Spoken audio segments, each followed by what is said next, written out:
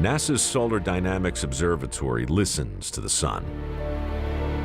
The sound it picks up is too deep for humans to hear.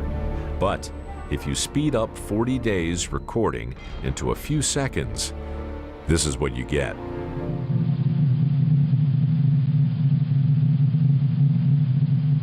It's the sound of chaos.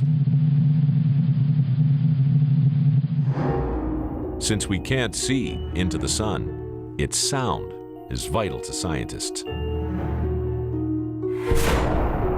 When a gun fires, the bullet rushes out and smashes into air, creating waves of turbulence.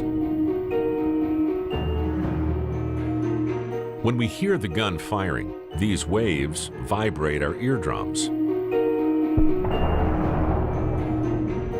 What we see here is sound.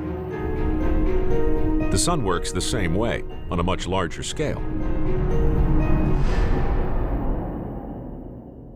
When we see these waves moving across, what we're looking at is when material moves up from inside the sun and it makes noise.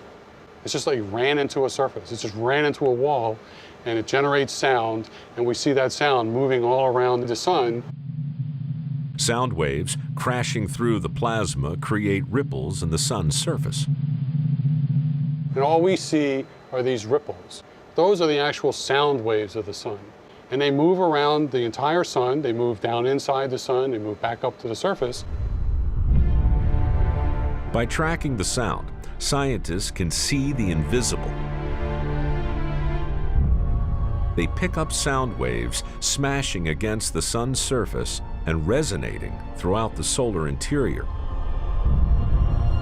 revealing a violent, boiling convection zone.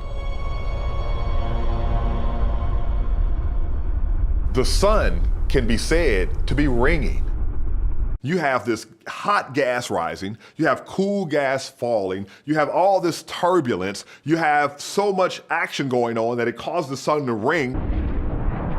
Columns of gases rise and fall, churned by heat from below.